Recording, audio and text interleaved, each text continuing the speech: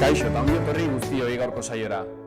Gaurkoan, Herenegun taldeko Joseba eta Jonxa izango ditugu haien lan berriari buruz eta ostiral honetan duten kontzertuari buruz hitz egiteko.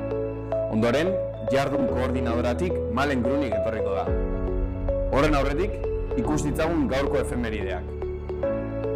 Gaurko egun batean, baina 1943an, Mildred Harnaki burua moztu zioten Hitlerren aginduz, 40 urte zituela. Ameriketako estatu batuetan jaiotako idazle hau gaztetan joan zen Alemaniara bizitzera. Berlinen zela, Hitlerren igoeraren lekuko izan zen.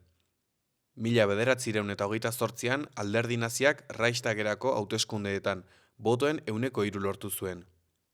1930an 18%, eta 32an 37%. Harnak bertan zen Alemaniaren bilakaera barnetik bizitzen eta senarrarekin batera Hitlerren aurka egiteko bilerak antolatzen hasi ziren beren apartamentuan. Egun berean, baina 1956an, azken hamarkadetako gaurik hotzena izan zen Euskal Herrian. Hilabete hasieran iritsitako Siberiako hotzaldiak gogor jo zuen berriro ere, eta hainbat herritan tenperatura baxuek marka guztiak gainditu zituzten. Esaterako, Gasteizen -16,18 gradu markatu zituzten termometroek. Hotzaldiak iraun zuen artean, hainbat egunetan ezen 0 gradua gainditu. Europa osoan jo zuen gogor hotzaldiak, eta guztia gelditzera behartu zuen 3 astez. Errekorra Suediak markatu zuen, iparraldean -53 graduko temperatura neurtuta. Argazkian, haurrak Parisko iturri izoztu batean jolasten. Hainbat urteren ondoren, 2005ko otsailaren 16an, Kiotoko protokoloa sinatu zuten klima aldaketa saihesteko asmoz. 84 estatuk 2008 eta 2012 epean berotegi gasen igorpena murrizteko konpromisua hartu zuen. Amerikako estatu batuek ez zuten sinatu akordioa, eta laster Kanada ere irten egin zen itunetik, eta ondorengo gehiago ere bai. Ituna eguneratzeko Parisen 2015an egindako 11. biltzarrean, COP21, zehaztu ziren berotze globala 2 gradu zentigradu azpitik atxikitzeko hainbat neurri, baina hauen betetzea herrialde bakoitzaren borondatearen mende utzita. Azkenik, 2021ko otsailaren 16an, Pablo Hasél musikaria atxilotu zuten bere kantuengatik. Juan Carlos lehenengoa erregearen aurka rap abesti bat egiteagatik. Koroari irain egitea eta terrorismoa goratzea egotzita espetxeratu zuten, eta beste zigor bat gehituta, 6 urte eta 2 hilabeteko espetxe zigorra ezarri zioten. Bezperan, hainbat gazte batu zitzaizkion Haséli, bere burua komisarian aurkezteko epea amaituta abiatu zuen itxialdian, eta herri harresia osatu zuten atxiloketa ekiditeko. Ondorengo egunetan istilu handiak izan ziren herrialde katalanetan eta Espainiako estatuko hiri ugaritan. Orain, errepasatu dezagun aste honetako agenda. Hasteko, Kondestableko Zibiboxean, aste osoan zehar kaligrafia ibilbideak jaialdiko jarduera ezberdinak izango dira. Bestalde, gaur, Mendillorriko Zibiboxean, zinemako emakume heroiak zikloan, Louis Julien Petiten Las Invisibles, arratsaldeko 6etan. Asteazkenean, Kondestableko Zibiboxean, arratsaldeko 7etan, Oteiza, poeta Maverick hitzaldia eskainiko du Miguel Sánchez Ostizek. Ostegunean, hitzaldi irisgarria. Paseo Sarasate, Historia y Modernidad. Pompelo Zibiboxean arratsaldeko 7etan. Ostiralean, Gazteluko plazatik hasita, bisita gidatua. Ikasgelak, komentuak eta jakintzak. Hezkuntza denboran zehar, arratsaldeko 5etatik aurrera. Egun berean, Totem Aretoan, Herenegun eta Trintxeraren kontzertuak izango ditugu gaueko 8:30 aurrera. Larun batean, eguerdiko 12:30 Kondestableko Zibiboxean, Fem Kultur 2026. Argazki erakusketa Habitarrun Cuerpo. Bisita solastua Elisa Mirallesekin. Bukatzeko, igandean arratsaldeko 7etan Pompeloko Zibiboxean, Ime 26, perkusio kontzertu performanza, Dario Antonen Caminos. Gaurko komunikabideen azalak aztertuko ditugu.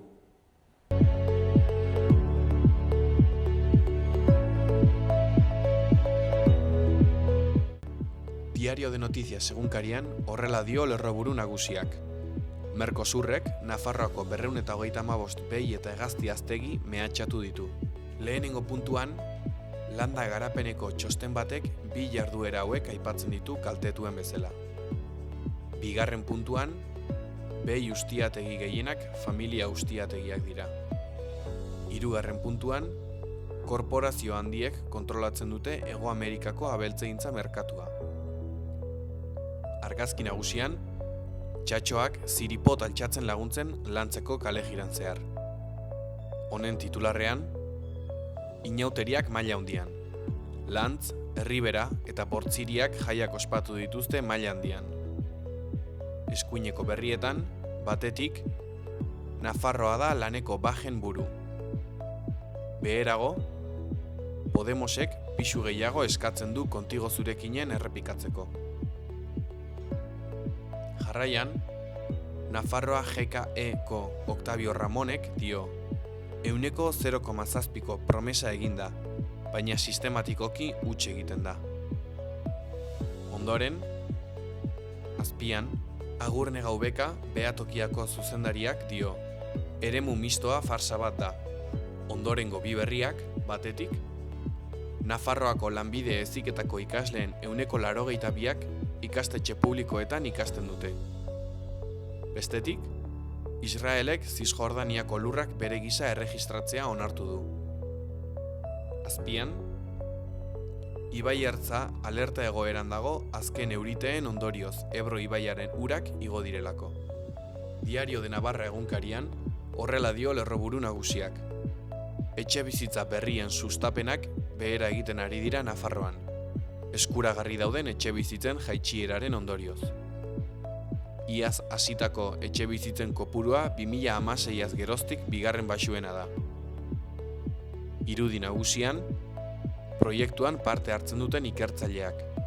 Honen lerroburua, Nafarroak giltzurrunetako gaixotasun hereditarioa sendatu nahi du. Nafarroako Unibertsitateko ZIMak zentro publiko eta pribatuetako ikerketa talde bat zuzentzen du. Eskuineko berrian, Ebro ibaiak ez du kalterik utzi herribera eskualdean, baina euria itzuliko da gaur. Goiko berrietan, inmigrazioa, unibertsitateko ikuspegitik. Bestetik, Dani Milagros neguko jokoetatik itzuli da. Gara egunkarian horrela dio lerroburu nagusiak. Datu berriek lakuaren txertoei buruzko bertsioa gezurtatzen dute. Badaude frogak osasun sailaren eta osakidetzaren iraungitako txertoei buruzko ekintzak zalantzan jartzen dituztenak. Argazki nagusian, tortura pairatu duten lagunek urrats gehiago eskatu dizkiete lakuari eta Nafar gobernuari aitortzaren bidean. Euskal Herriko torturatuen sareak deituta, tortura pairatu duten 100 lagun bildu ziren atean. Eibarren, aitortzaren garaia dela ozen adierazteko eta bide horretan pauso gehiago eskatzeko. Ezkerrean, Fermin Valentziari elkarrizketa. Beheko berrietan, 301 familien etorkizuna ulertzeko datu batzuk. Bestetik, Mataratzo efektua gelditu da eta Alabesek garaipen estua lortu du. Azkenik, Osasun Bideako Brugos eta Gonzalezek diote, sare sozialek buruko gaixotasunak areagotzen dituzte. Euskal Herria irratiari dagokionez, honela dio berri nagusiak. Matxie Garaiko etxea. Ikertu dudan bihotzeko gaixotasuna gizonetan 3 aldiz maizago diagnostikatzen da. Nupen aurkeztu du Matxie Garaiko etxeak gutxiegitasun aortiko kronikoaren inguruko ikerketa tesia. Farmako batzuek zer nolako eraginkortasuna duten eta zergatik eragiten dien gehiago gizonei aztergai du. Inork ez du itsasontzirik eraikitzen berak bakarrik, ez da auzoa hobetzen ere auzotarrik gabe. Elkarlanean ari gara. Modu bakarra baita etorkizun bidezkoagoa eraikitzeko, gizatiarragoa. 1.200.000 pertsonako taldea gara eta sinesten dugu batela komunitatea, enpresa, kultura, lurraldea, aurrerapena eta banka egiteko beste modu bat. Laboral kutxa, bada beste modu bat. Nafarroa, behar bezalako turismoa. Turista, gureena partekatzeko pertsona. Hotel txiki bat badugu. Turismoak familie bizirik mantentzen laguntzen du. Oroigarria, ez da eramaten duzuna. Uzten diguzun guztia baizik. Gure herrietako bizitza bizirik mantenduz. Europar Batasunak finantzatutako kanpaina Next Generation. Suspertze plana, Espainiako gobernua. Gobierno de Navarra. Nafarroako gobernua.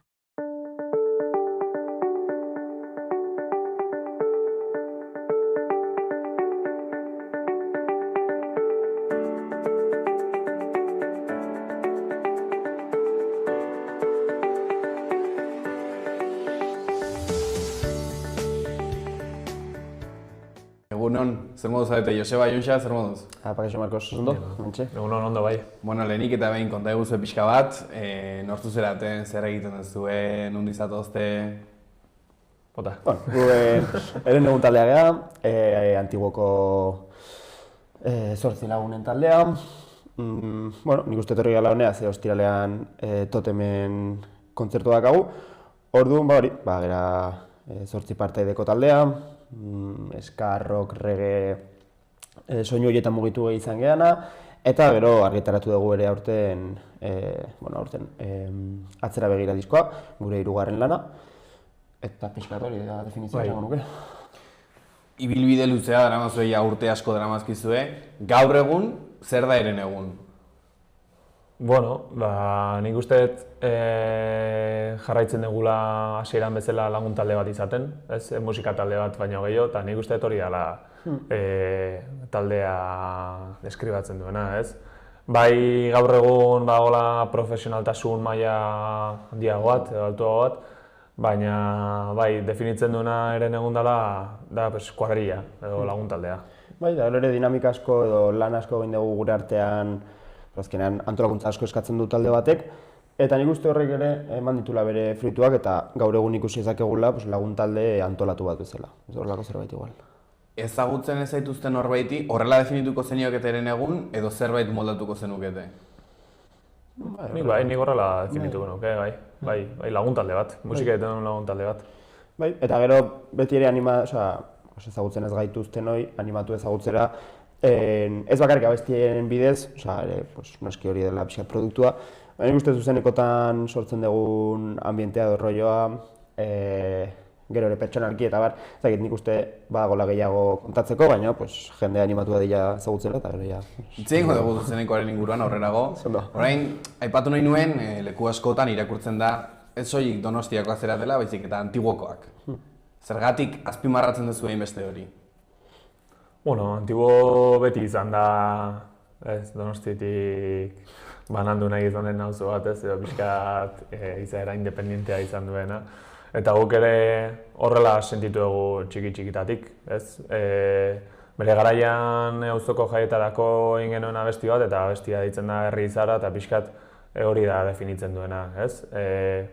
Antibo, bada, azken finean Donostiko auzo bat da, hori argi dago, baina bada herri izaera duen auzo bat, eta bueno, hori gure individu bezala gure izaeraren parte da, eta talde bezala bai horrela islatu nahi izan dugu. Talde bakoitzak ere imaginatzen dut bere identitate daukala, eta eraikitzen da gauzaz bereinekin, guri ere tokatu zaigu konpartitzen dugun auzoa ere izatea identitatearen parte, orduan pixkat hori da, hortik datorkigu, hainbeste errepikatzearena eta bestia eta bai, identitatearen parte. Aipatu duzu Joseba aldez aurretikan, antolakuntza ere aldatu behar izan zen dutela, gauza asko daude, jende asko zerate ere bai, lagunak ere bai, nola uztartzen duzu hori guztia lagunak izatea, baina adiberen lan egitea, jende asko antolakuntza lana? Nik uste horri buruz, hitz egin genezakela orduak eta orduak, azkenan izan dira, berez taldeak 10 urte, baina 2020an gure lehenengo lana, esan dezagun 8 urteko eskalada moduko bat, profesionaltasun hortan, eta azkenean nik uste oinarria izan dela konpromesua, daukagun konpromesua taldearekiko eta gauza ondo juteko gogoak.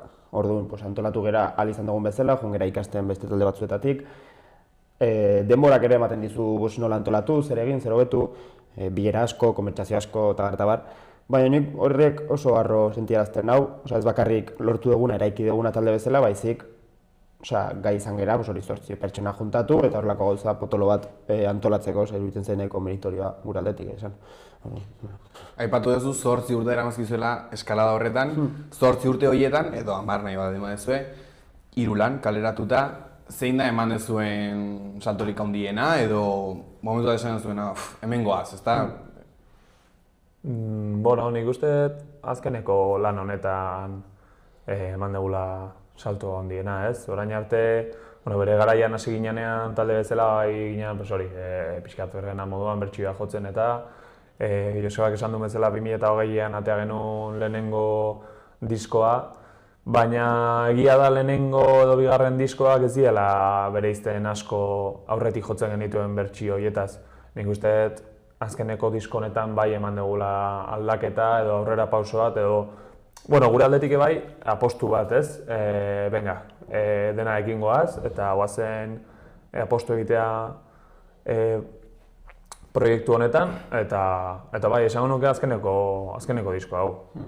Eta zergatik? Zergatik erabaki zenuten apostu bat egitea, estiloa agian aldatzea? Ezakit hori betiko zuk jakingo duzu ere, bai ez, azkenean abestiak sortzeakoan beti zure referenteetan oinarritzezea, ez? Eta, taldea hasi genuen momentuan 15-16 urte genitun eta gure referenteak batzuk ziren.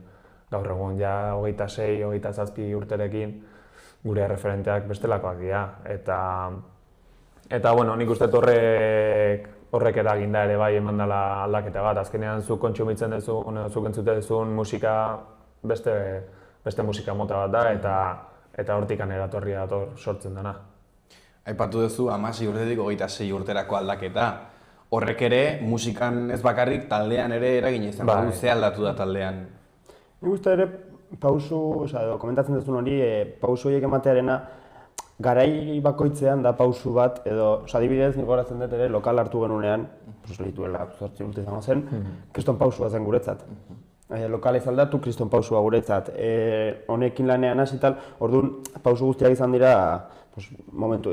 Diskontan nik uste produktore batekin lan egitea izan dela pausu handiena, baina hori atzetik ere daude ematen zoazen pausu ezberdinak, honea iritsi arte, eta gehiago gongo dira, imagino. Claro, momenturo hartzen duzun erabakia da handiena. Hori da. Aipatu duzu aldez horretik baita ere, estilo asko, uztartzen duzuela, ska, reggaea, popa, rocka, elektronika pixka bat ere bai azken disko honetan. Zer dauka zuen musikak berezi?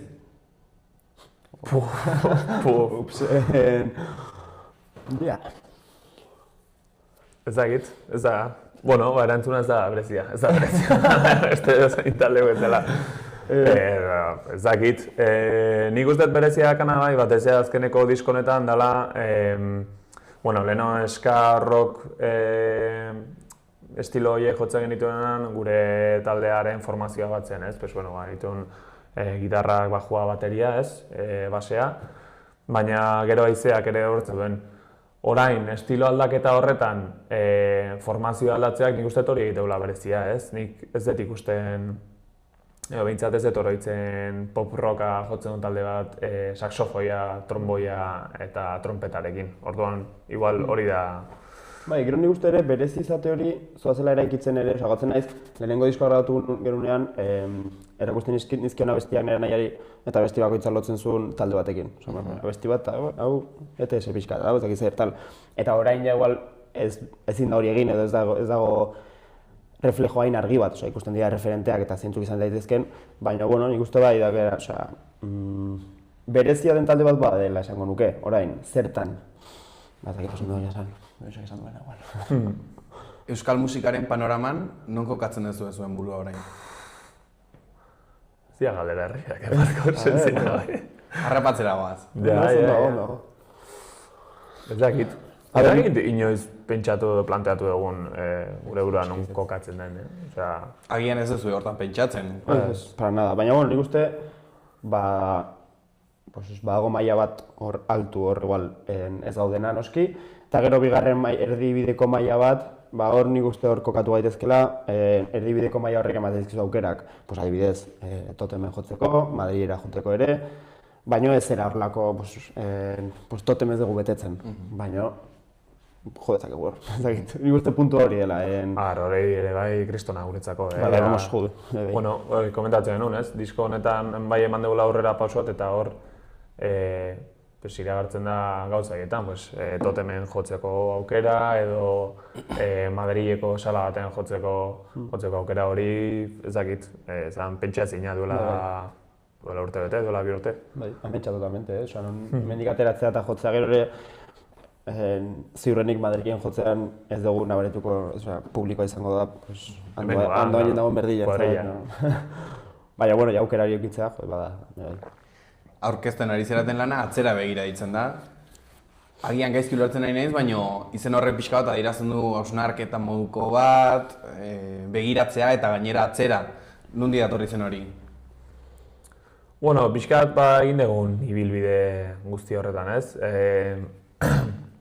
Nik uste doain arte beti pentsatu izan degula edo beti, talde batek beti aurrera begiratzen du, ez? Edo hurrengo proiektua zinan edo eta askotan nik uste pekatu izan dugula hortan, ez? Bigarren disko bat atera eta bigarren diskoko jira hasi baino lehen ja ginen pentsatzen jo, eta hirugarren disko bat ateratzen baldin badago eta orduan alde horretatik nahi izan dugu pixkat frenatu, burua hotz mantendu eta pixkat baloratu, ez? Eta egin dugun, oain arte egin dugun ibilbidea, azkenean esaten genuna. Talde bezala ez dira horren beste urte izan, baina musika egiten dugun lagun talde bezala 10 urte. Astakeri bat 10 urte. Orduan, pixkat hori baloratzea bai, ez? Eta atzera begira hori izan da, oain arte egin dugun ibilbidea baloratzeko eta bai, gozatzeko. Ibilbide hortan gainera uste dut, esan dezuna, ritmo hori hartu dugu eta bigarren diskoa bukatu eta hirugarrenarekin hasi edo pentsatu eta bar. Zer nik uste bide honetan ere egon gehala pixkat gure soinua bilatzen edo zerbait, ez dakit, jotzen zerbait benetan propio sentitzen duguna eta benetan sinisten duguna. Eta uste orain iritsi gehala hortara edo, gutxinez askoz gertuko gaude.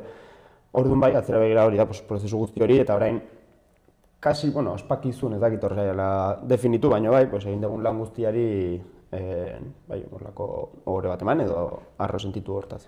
Claro, atzera begira, aipatzen zenun baloratzea, egindako ibilbidea, atzera begira zer egiten duzu, balantza moduko batean jarri edo nostalgiatik begiratzen duzu pixka bat?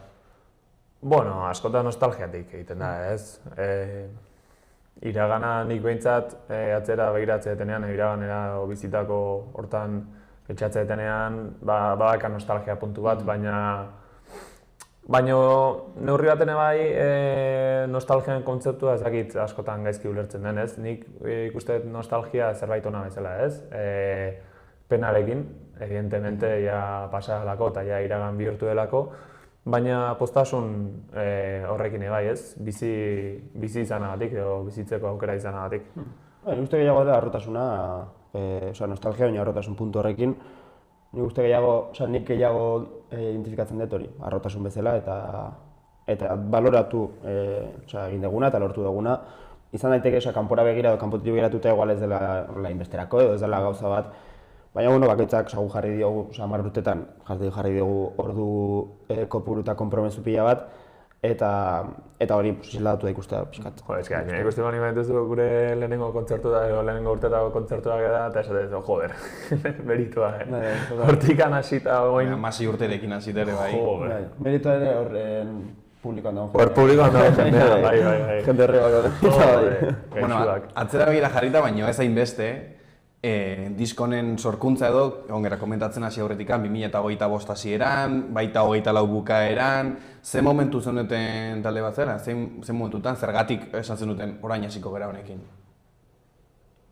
Nik uste leheno komentatzen duen, diskonekin bai eman dugula aurrera pauso bat eta pixkat hortan ginen, ez? Inflexio puntu bat izan zen Donostian eman genuen kontzertua, Donostiako Aste Nagusian Piratetan, eta hor ja hasi ginen lanean diskografika batekin, eta bai uste genuen zela momentua esateko edo jarraitze dugu dinamika honetan, eta eta gutxi barru bukatuko da, edo guazen, venga, beste pixkat estutzea eta pauso bat ematera aurrera, ez? Eta nik uste puntu hortan ginela. Apostu bat egin dugu bai grabatzerakoan, Joseak esan duen bezala produktore batekin lan egitean. Eta, bueno, bide batez eskerrak eman bai lan honen euneko handi bat izan dela produktorea esker, Borja Antonen esker. Eta nik uste momentu horretan ginela, ez? Pixkat, esan ez dezela, venga, zehose handiago nahi balin badugu, orain da momentua, osea, guazen... Izan zen ere, niretzat pixkat gogorra, ze momentua zen apostu hori egiteko, momentua zen lan kopuru hori egiteko, osea, jartzeko, izan zen 2024 urtea, baina 2024an bastante kontzertu eman genitun, uda bukatu zen, nahiko atope bukatu genuen, nahiko traia sartuta, eta hasi ginen zuzenean ja disko hau konposatu grabatu eta lan horretan. Orduan izan zen nahiko exigentea zentzu hortan, uda bat pasa jotzen eta gero segituan diskoarekin jarri, horrek ekarri zituen ere estres maila nahiko altua, konpromezu eskakizun altua ere, eta bar, orduan izan zen berez, garai, nik gogoratzen ditut garai gogorrak zenaet, exigenteak bezala. Bai, gaina asko. Bai, baina uste ere egin bat genuen horrela, ze urteak, 2025 pixka lasaiago hartu genuen, eta 2026 topeago, eta uste nahiko ondo kalkulatuta daudela denborak. Hori, garai horiek pixka gogorrak eta apretatu genuen, baina, bueno, ondo atera da, seguro. Aipatu duzu baino gehiagotan, produktore berriarekin egin duzuela lan, izan dela azken lan honetako saltoa edo berezitasuna edo zer moduz izan da esperientzia? Oso ona, oso ona. Gainera Borjarekin ere kriston, zortea, pixkat ere bagenekin, eskakeitan izan da oso referente guretzat, beti gainera lagundu gaituzte asko ez bakarrik Borjak, talde osoak, eta kasu honetan Borjak eman dio behar genuen salto edo puntu hori, eta gero berarekin erlazioa izan da, kristona, orduan denak ere lagundu pila bat, asko ikasi egu denek, eta gero bat ere Jonsak egin du lan gehiago berekin, orduan, Gozada bat behakin lan itea, bai produktore zela eta bai pertsona bezala, eta batez ere hori ore bat guretzako, hainbeste hortetan erreferente izan ditugu eskageitaneko kide batekin lan egitea, hain gertutik, egia esan gozada bat, eta batez ere emaitza ikusita da, ikuste dituzue abestiak gordinik bere gandik pasa baino lehen eta bere gandik pasa ondoren, eta dia abesti desberdin. Hori galdetu behar nizuen, zer izango litzake lan hau bera gabe? Danaren erdia baino gutxio. Bai. Bera lagundu dugu bilatzen ere gure soinu diferentzial edo pixkat berezi edo gureagoa den soinu hori. Orduan izango zen, askoz simpleago bat, askoz produktore gabeko lan bat, Eta disko honetan zeintzu dira lantzen diren gaiak? Betiko gaiak ez, kezka edo arazo pertsonalak, gero gaur egun dakagun munduaren ikuspegia adieraztea edo pixka kritika egitea, gauzak ez daude oso ondo eta nik uste dela pixkat pentsamendu, gure generazioan pentsamendua, ez, nolabait esan da, me río por no llorar, ikusita nola dauden gauzak, eta, pixkat, lehen komentatzen nuen kezka pertsonak badia hortik eratorriak, orduan, gehien bat horiek dira gaiak, lantzen diren gaiak. Badago historio bereziren bat letretan ezkutatuta edo... Bai, badago, baina gustatzen zaigu bakoitzak bere historio propioa islatzen. Horregatik dago ezkutatuta ez. Bai, ezkutatuta jarraituko. Disko hau zer da? Zerbait lan pertsonalagoa edo kolektiboagoa? Pertsonalagoa esango nuke, azkenean abestiak nik egiten ditut eta dira bizipen pertsonetatik eratorritako gaiak. Bai nire bizipen pertsonalak edo inguruko pertsonen bizipenak, baina bai, pertsonalagoa esango nuke.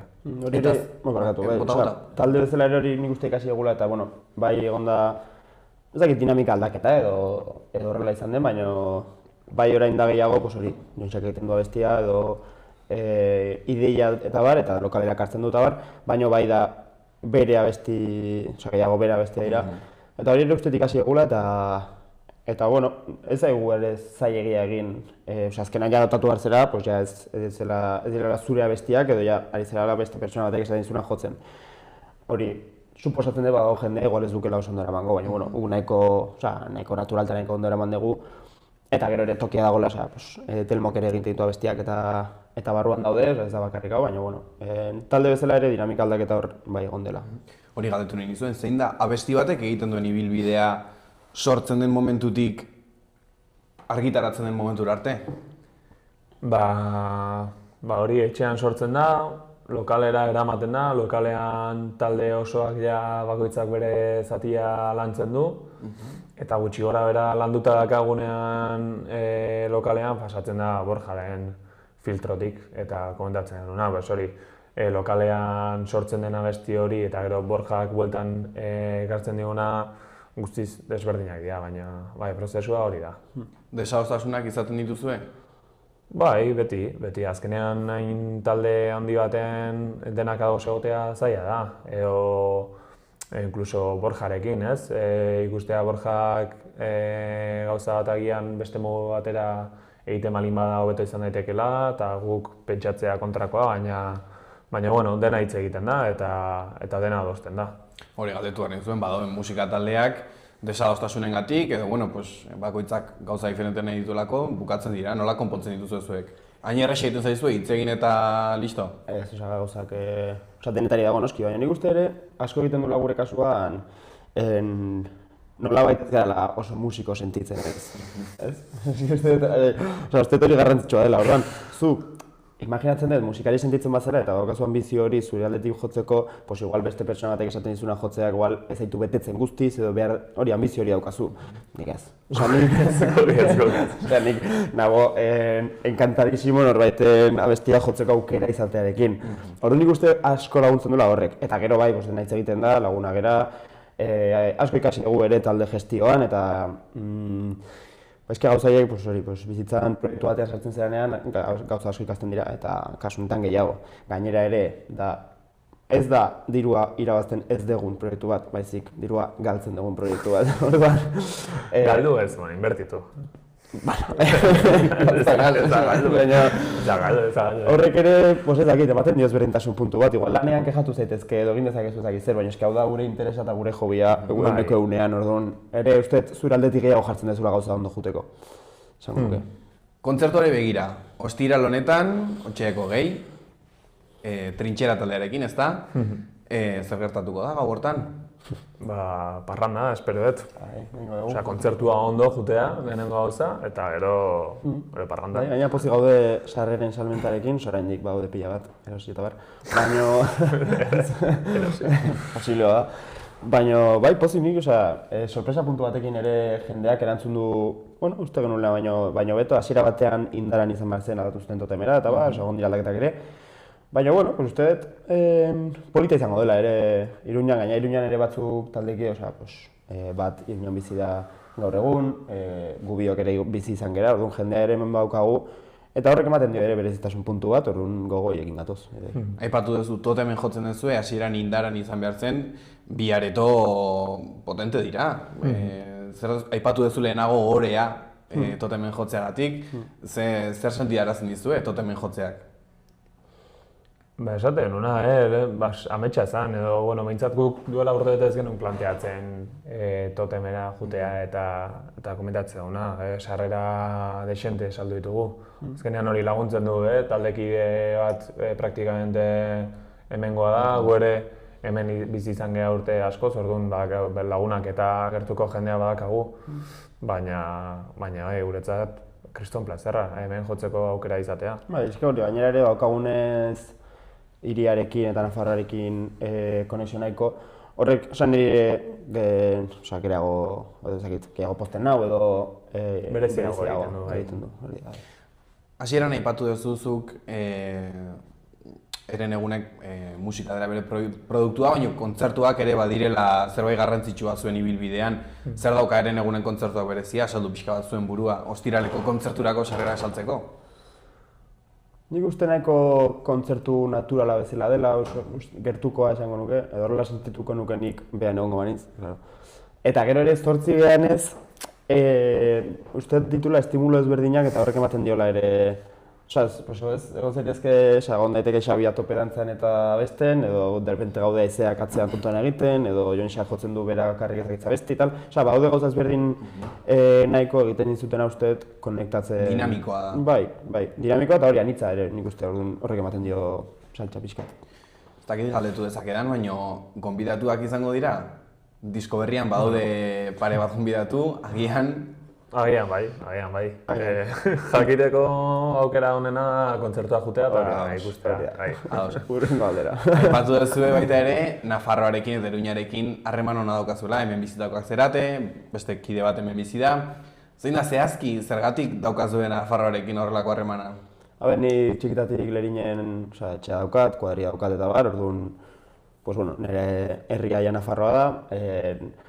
Familialdetik ere nire arrebean bizi da eta bar, baukat beti uki Nafarroarekin erlazioa hemen egin lan eta bar. Orduan ez dakit horrek ematen dio, nik ere nolabait sentitzen den nire identitatean zer ikusia izan duela Nafarroarekin lotura honek. Ez dut izango erdi Nafarroan ezenik hori gehiagizkoa igual, baina gutxinez identitate puntu bat bai, orduan.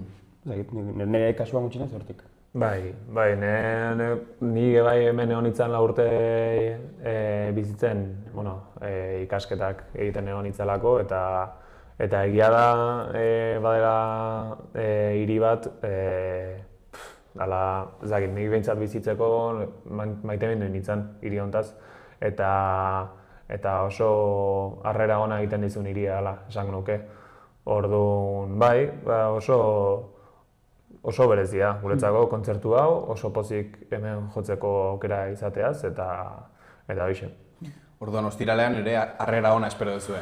A ber, aia, espero baietz. Atzera begira, zertaz sentitzen zerate Arroen? Ega. Bai, noski baietz. Pixkat nik uste lehen esan detena, azkenekoan, egiten dugu minimo bilera bat urtero pixkat dena antolatzeko eta bar, eta azkeneko bilera egin genuna izan zen, nik uste egin dugunetatik motzena edo azkarrena juntzena. Eta zergatik, kriston lana egin dugulako atzetik, kriston kudeak eta lana, kriston konpromesu lana, eta nik Arroen sentiazten nagoena hori da, azkenean lortu dugu pila bat lan eginda eta pila bat esfortzu eginda eta bar, taldea iristea gauden puntura diskoarekin pozik, kontzertuarekin pozik eta gure artean pozik. Hori lortu izana da, claramente, Arroen sentiarazten zaituna. Ze gero ja, nola ateratzen den eta hori ja ez dago hainbeste zure esku, baina nik uste lortu dugun talde dinamika hau eta lortu dugun lanketa guztia hau, asko zaintzen gara gure artean, asko hitz egite ditugu gauzak, eta horrek ere eramaten zaitu gero zure bizitzan aplikatzera, hemen ikasten dituzun gauzak eta aurrera ematen dituzun gauzak, orduan nik uste, ni horrekin gutxinez. Bai. Ni Arroen esango nuke, igual azkeneko lan hontan aipatu dituzun kolaborazio horiek. Azkenean ikustea guretzat erreferente izan diren artistek gurekin kolaboratzea, bada momentu bat esate duzula, jode, noaino iritsi gehan, edo ze amets bete dugun, orduan nik usteet hori dela Arroen sentitzeko. Eta hemendik aurrera, zer izango da eren egunekin? Nik uste beti solen ere komentatu dugu baina beti jungea horrelako inertzia oso azkar batean urrengo begiratzen eta bar. Eta nik bastante argi daukat dela urte bat disfrutatzeko eta erritmo hori pixkat lasaitzeko eta kontzertutan gozatzeko pentsatu gabe zer datorren gero eta bar. Nik gehiago ikusten dut horrela disfrutatu daukaguna, ez dakigu noiz arte emango duen honek, baina ematen duen bitartean disfrutatzera. Nik uste hori da horrengoz lana, ez dakit. Bukatzeko, azken galdera bat egingo dizuet, galdera bat. Gaur egun, eren egun, edo azken lana, nahi duzuena, definitu beharko bazen dute hitz bakar batekin, bakoitzak bat erabilita. Bat. Bat ez ere. Bi esaten bat eta esango dituzue postuk beraz. Bat etziko dizuet, bat bakarrik. Nola definitu hitz batekin, Nahi bat duzuet komplementatu bat bestea. Nik leheno esan detena, nik hitz batean definitzeko eren egun izango zen kuadrilla. Toma, venga. Ez da erresa, Ez Ni jarriko dut konpromesua, venga. Ados, oso ongi. Mi esker, bioi etortzeatik, ez dakit azkeneko zerbait esaniko zenuketen. Animatu dut otemera. Hoi da. Bai. 500 sarrera saldu daitezke, orduan. Ez ditugu saldu 500. Aukera ezue erosi lasai, beraz. Hori, izango dezake, eta animatu eta mi esker xalua telebistari. Mi esker zuri etortzeatik, eta sorte hon ostiralean. Eskerrik asko.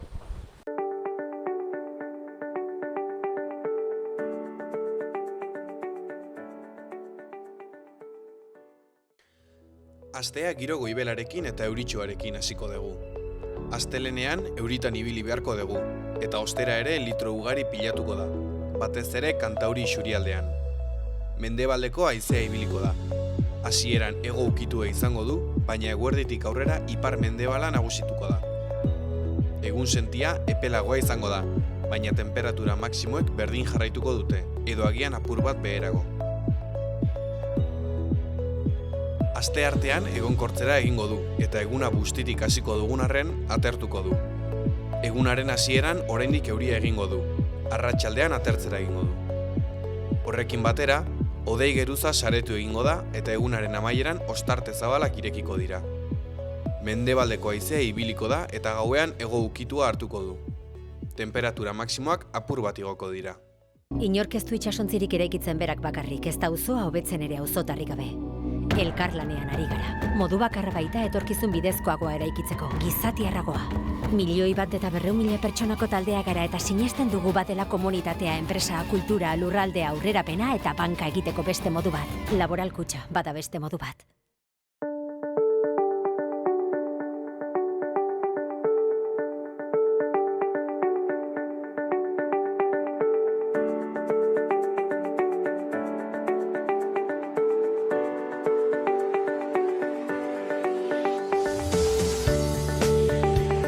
Egunon, Malen, zer moduz? Egunon, osongi, eskerrik asko. Bueno, kontaigu zu lehenik ite behin, jardun koordinadoratik zatoz, baina, zuko beto kontatuko duzu, non izatozen, zertara zatozen? Bale, ni Malen Grunig naiz, hori izan duzu moduan jardun koordinadoratik nator.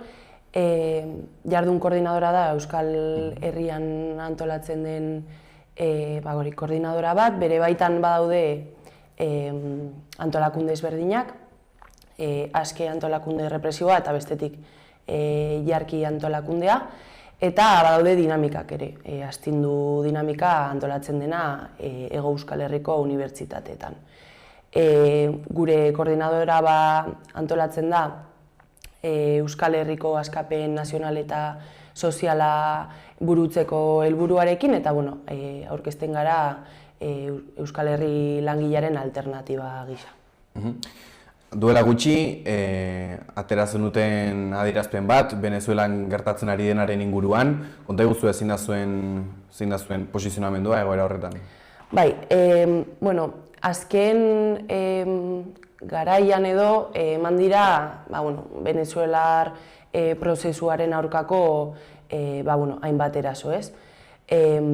Baina guk ulertzen dugu urtarrilaren 3ko erasoa, ez dela eraso isolatu bat, guk ulertzen dugu dela prozesu bolibartarraren aurkako oldar historikoaren beste fase bat.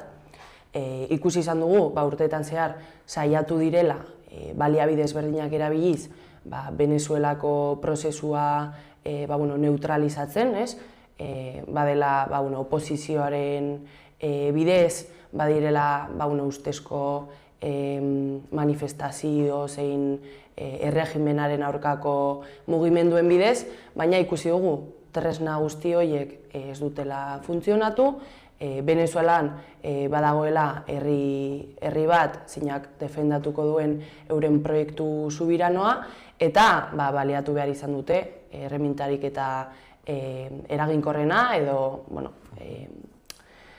funtzionala izan bakarra izan dela eraso militar zuzen bat, ez? Guk horrekiko ikusten dugu badagoela etengabeko dema bat, ez? Proiektu imperialista eta euren subiranotasuna borrokatzen duten herrien artekoa. Eta, prozesu politikoak aztertzerakoan guk ulertzen dugu ezin direla egin eskema mekanizistak, ez? Ego globala eta zentro imperialista ez dira gauza bera, ez da berdina Euskal Herrian emon daiteken proiektu politiko bat, edo Sahara herrian, Palestina herrian, edo eta Venezuelan ematen den proiektua. Beraz, guk ulertzen duguna da, prozesu bolibartarrak imperialismoari min egiten diola, resistentzia bat aurkezten duela euren atzeko patioaren proiektuarekiko, beraz, guk defentsa irmoa egiten dugu bai prozesu bolibartarraren eta bai Venezuelako herriaren alde. Argitze aldera, aipatu duzu behin baino gehiagotan prozesu bolibartarra, nola azalduko zenuke prozesu bolibartarra zer den? Prozesu bolibartarra badu, historia luze bat. Berez, zuzena izateko, hasiko zen independentzia garaiko prozesuarekin, azkenean, ego globaleko herrialdetan egon da orden kolonial oso zehatza, eta Venezuelako proiektuaren baitan eman zen Bolibarren gidaritzapean, Venezuelako edo Gran Kolombiako Patria Grande horren askapen prozesua abian jarri zen. Hori ezen bukatu, bai eman zirela independentzia gerrak eta bar, baina geroago proiektu txabistak edo hartu zuen horren lekukotasuna. Horren baitan, bai Chavezen gidaripean antolatzen hasi zirela, bereziki espektru militarrean eta goi karguetan, hemen egin nahi dut puntualizazio bat, militarrak askotan esaten dugu eta jendeari egiten zaio arrotza, baina ego globaleko herri batzuetan badaude karakteristika ezberdin batzuk, eta horren baitan hasi zen gorpuzten prozesu subirano hau, Geroago joan da garatzen Chavezen gidarepean eta geroago Maduroren gobernuarekin, baina proiektu hau ez da soilik gobernuaren parte izan den zerbait, herri boterearen eraikuntzarako proiektuak eta pausuak emon dira, eta horreri ere, herri boterearen eraikuntza horreri ere egiten diogu erreferentzia. Jende asko egongo da, esaten duena, jardun koordinadora Hego Euskal Herrian kokatzen da, eta Venezuela Atlantikoaren beste aldean dago, eta jende askok esango du zergatik hartzen duzuen parte horrelako adierazpen batekin. Guk ulertzen dugu Euskal Herria bizi duen zapalkuntza nazional zein soziala, ez dela soilik lurralde honetan ematen den zerbait, guk ulertzen dugu badagoela kontraesan nagusi bat dela noren esku dagoen jabetza edo noren esku dauden ekoizpen baliabideak, baina analizia ez da hain simplea, badaude mundu mailako dependentziazko harreman batzuk eta harreman jerarkiko batzuk, Horren baitan kokatuko lirateke zentro imperialista eta potentzia imperialistak eta ego globala. Horrekiko dialektika eta kontraesan konstante baten diardu munduak berak, Gu nazionalki zein sozialki zapaldua gauden heinean, beste herriek bizi duten zapalkuntza ere beharrezkoa zaigu, bai gure antolakuntza formak artikulatzeko eta gure prozesu politikoak abian jartzeko, eta bai, mundu mailako potentzia imperialistari ere erresistentzia bat egiteko, Horren baitan, guk ulertzen dugu beste herri langileekin artikulatzen garen heinean, imperialismoari egin genezaken mina edo erresistentzia hori handiagoa izango dela, eta horregatik hain zuzen ere, hain garrantzitsua da Venezuela hitz egitea eta Venezuelako proiektu iraultzailea babestea. Hori galdetzen nahi nizun, Venezuela da kasu honetan ardatza, baina munduan badaude beste 11 gatazka. Zergatik da hain garrantzitsua kasu honetan Venezuelari buruz hitz egitea eta ez, Kongo, Sudan edo Palestina edo beste hainbat lekuei buruz? Bai, guk ulertzen dugu guk bizi dugun zapalkuntza ere birproduzitzen dela munduan zehar, ez? Eta guri erasaten diguten problematikek ere badutela trasladazio bat mundu mailan, ez? Orain bizi dugun kontekstua edo da potentzia imperialista dagoela krisi, etengabeko krisi baten, badaudela beste herri subirano batzuk edo subiranotasuna bilatzen duten beste herri batzuk, botere kuota batzuk lortzen, eta horrekiko erasoak etengabekoak dira, ez? Egunerokotasunean ikusten ditugu berrietan, ez soilik Venezuelaren aurkako erasoa, orain gehitzen zaio ere Kubaren aurkako eraso zuzena, bizi izan du bere historian zehar blokeo eta setio orokortu bat, baina orain ikusten dugu zelan gaientzen ari den, ikusi ditugu Palestinako irudiak etengabe, baina ez soilik hori, ez? Iranen aurkako erasoak, ikusi ditugu Yemenen, bloke imperialista dago, euren gaientasuna defendatu nahian, ez? Eta horregatik guk ulertzen dugu imperialismoari aurre egiten dion alternatibak babestu behar ditugula, gure proiektua eta gure herria ere askatu ahal izateko.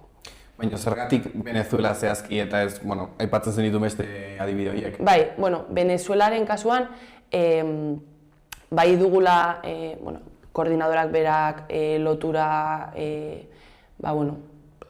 nahiko potentea, uda hontan egin ditugulako brigada batzuk Venezuelara, horren baitan egon gara kontaktuan bai Union Komunerarekin eta bai Alexis Bibe antolakundearekin eta oso gertutik geratzen zaigu kontua, eurek bazekiten egongo zela eraso imperialista bat, baina Venezuelaren kasuan ikusten dugu badela imperialismoari aurre egiteko foko oso garrantzitsu bat. Zergaitik, lehen aipatu dudan herri boterearen eraikuntzarako pausu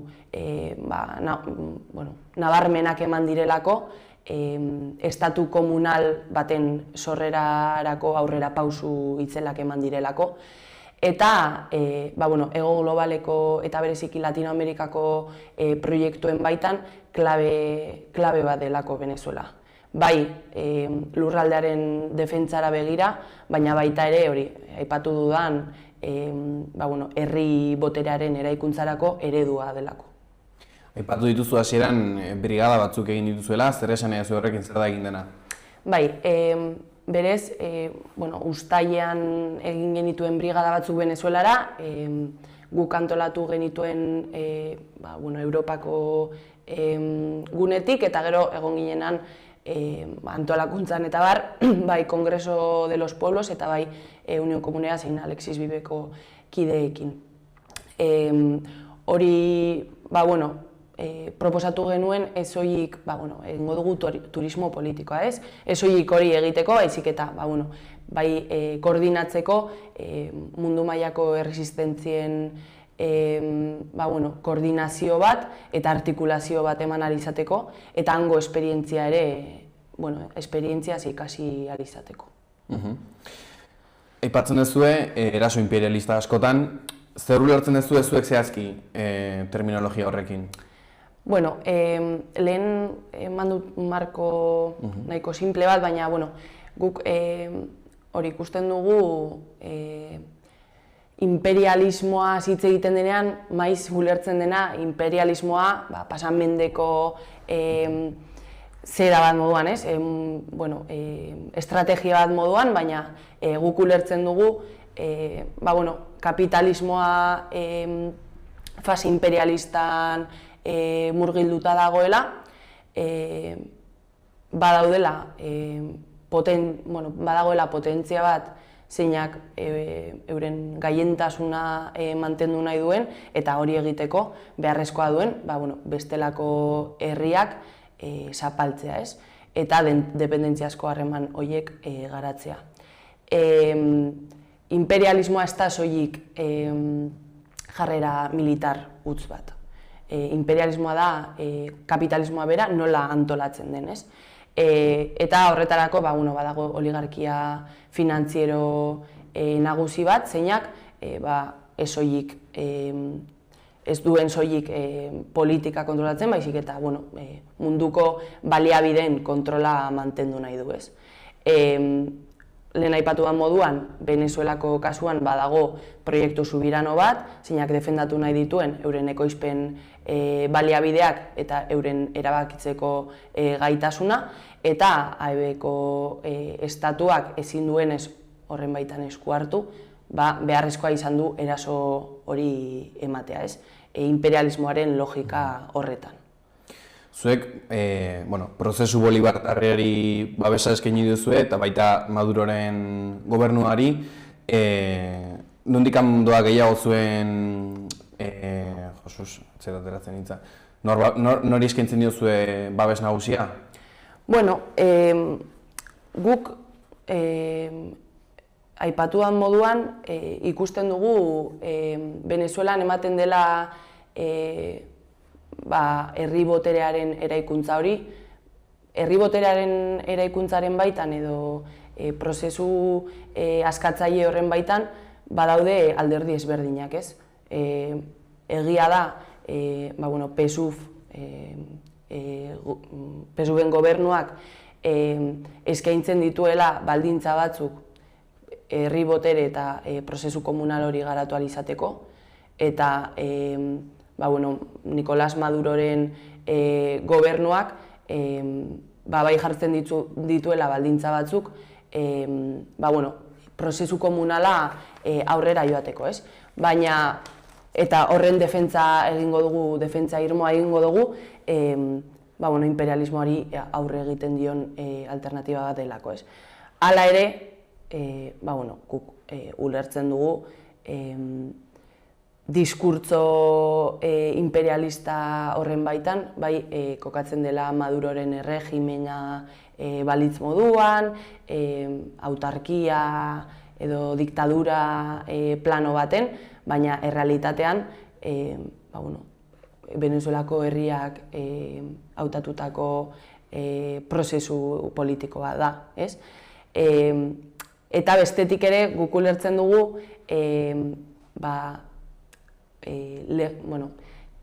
estatu komunalaren pausuak ematerako orduan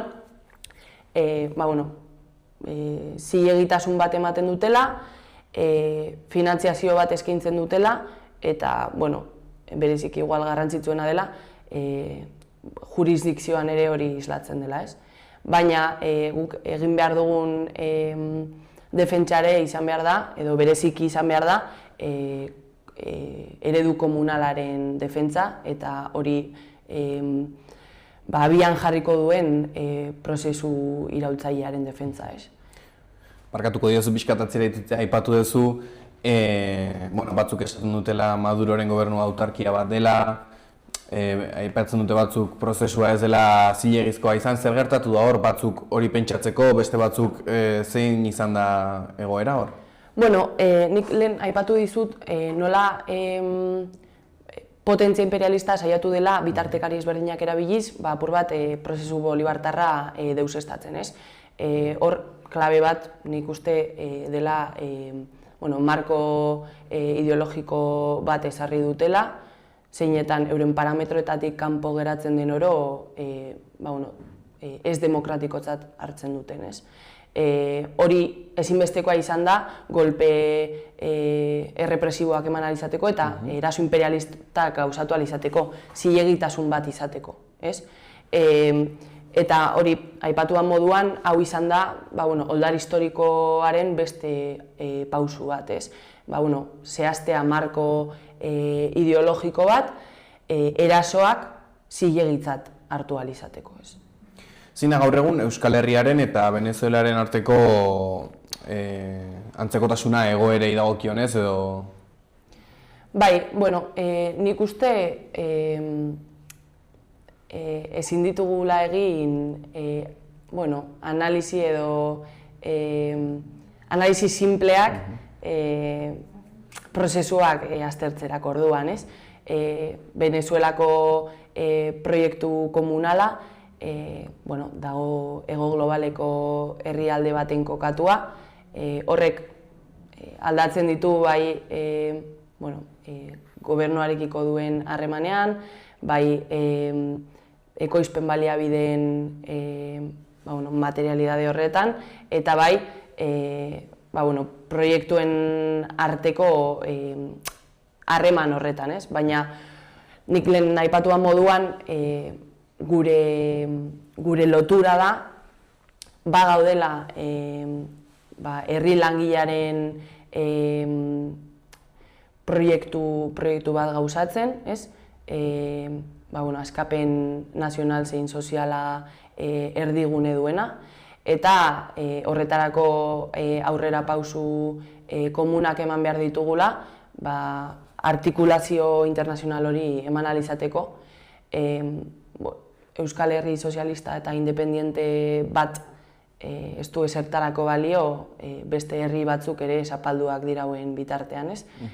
Bai guk ulertzen dugu, bai Venezuelako herriak, bai Euskal Herriak eman dezaken ekarpenik handiena badela euren tokian tokiko errealitateari so eginik, euren errealitatea askatzea edo euren baldintzako betzea, ez?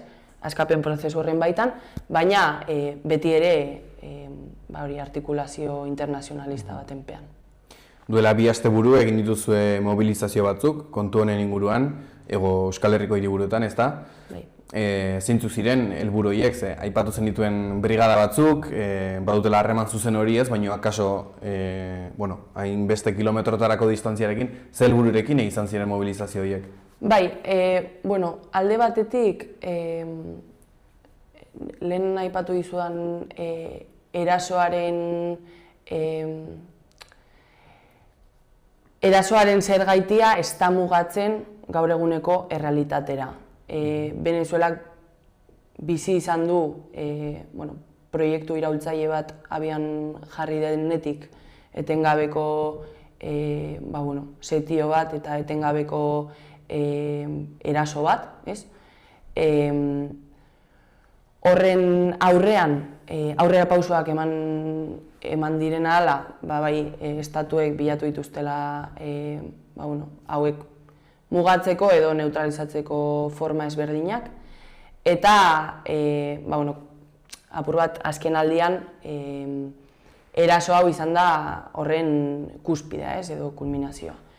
Hilabete pasa da, Nicolás Maduro eta Cilia Flores baitu zituztenetik, eta hainbat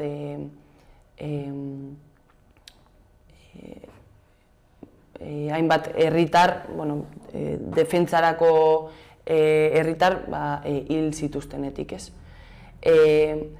Gure ustez, ezinbestekoa da planoan, edo erdigunean jartzea erasoaren zergaitia eta prozesuaren zilegiztasuna. Eta horretarako baliatu dugu manifestazio hau. Guk uste dugu Venezuelako kasuan komunek, prozesu komunala, erresistentziarako autua hartu duela, ez dutela men egingo imperialismoaren imperialismoa gauzatzen dituen erasoetara, baina bai egin behar dugula bai proiektu bolibartarra, bai proiektu komunalaren defentsa irmo bat Euskal Herrian, eta diskurtso imperialistei aurre egin behar zaiela ere. Pixka bat onera itzulita, Euskal Herrira zuen jardunen koordinadoraren mugimendura, adierazpen hau, ateratzen duten adierazpena ez dezu zuek soilik sinatzen. Horrelako adierazpen bat egiteak zatiketaren bat sor dezake zuen barruan edo kanpoan agian denek ez dezu iritzi berdina partekatzen edo...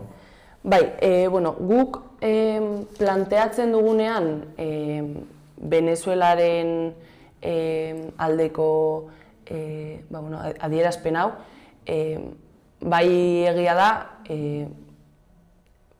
defendatzen dugula irmoki prozesua bere baitan, baina uste dugu erasoen aurrean ez dela onargarria erasoa salatu eta aldi berean erasotuaren zilegitasuna zalantzan jartzea. Aldi berean uste dugu ez dela arreta jarri behar soilik legalitate internazional horren baitan, ikusten dugulako legalitate internazionala sortu dela bereziki harreman eta sistema imperialista bera sostengatzeko. Eta aldi berean, ez dugu uste egin behar direnik erresistentziarako dei abstraktuak, baina prozesu errealak praktikan babestu gabe ez. Hori, apur bat ikuspegi simplista edo mekanizista horren baitan, ezin ditugu eurozentrismotik edo paternalismotik epaitu prozesu hauek eta erresistentziarako prozesu hauen babesa kolokan jarri ez. Beraz, guk bai sinatzen dugun antolakundeok bat egiten dugula Venezuelar herriari elkartasun oso adierazi behar zaiola eta prozesua bera bere baitan babestu behar dela. Bukatzeko azken galdera bat botako dizut, egoera guzti honetan egongo da jendea ez dakiena batzutan, gaur egun jaztakigu zer sinistu, zer esango zenioke zalantza horretan bizi den pertsona bati? Guk azken astean egin ditugu hitzaldi ronda batzuk, apur bat esoilik gu, bai Venezuelako eta bai Kolonbiako kideekin batera, eta argi dago sistema kapitalista eta imperialismoaren baitan badagoela aparato ideologiko bat, ezinak bombardeatzen gaituen forma ezberdinetan. Baina nik uste beharrezkoa dela gaur egun erresistentzian diharduten Venezuelar herriarekin zer duten eurek esatea entzutea eta euren altaboza izatea. Hori da guk zeregin gisa hartzen dugun zerbait, guk uste dugu Venezuelako sektore iraultzailearekin harremanetan egon behar dugula eta haien diskurtsoa zabaldu behar dela. Beraz, horretarako sortzen diren espazioak ere baliatu behar direla. Badira hitzaldiak, badira formakuntzak edo dena delakoa. Benetan lurraldean defentsa irmoa egiten dutenek dutelako zerezana Venezuelako kasuaren baitan. Mi esker Malen gure etortzeagatik, ez dakit beste zerbait aipatu nahiko zenukeen, bukatu horretik? Bukatzeko esango nuke gure ekarpen nagusia badela Euskal Herri langilea sozialki zein nazionalki askatzea, baina beti ere ulertuta gure zeregina ez dela hor bukatzen, eta horregaitik uste dut Venezuelako herria eredu dela, bai erasoen gainean, baina bai zapalkuntzaren gainean eraiki duen antolakuntza komunala gure eredu izan behar dela, eta ez diotela hemen egingo estatu batuek NATOk eskatzen dituen baldintzetan. Mi esker etortzeagatik. Eskerrik asko. Inork ez du itsasontzirik eraikitzen berak bakarrik, ez da auzoa hobetzen ere auzotarrik gabe. Elkarlanean ari gara. Modu bakarra baita etorkizun bidezkoagoa eraikitzeko, gizatiarragoa. 1.100.000 pertsonako taldea gara eta sinesten dugu batela komunitatea, enpresa, kultura, lurraldea, aurrerapena eta banka egiteko beste modu bat. Laboral Kutxa, bada beste modu bat. Hau izan da gaurko saioa. Mila esker guztioi gurekin egoteagatik eta bihar arte.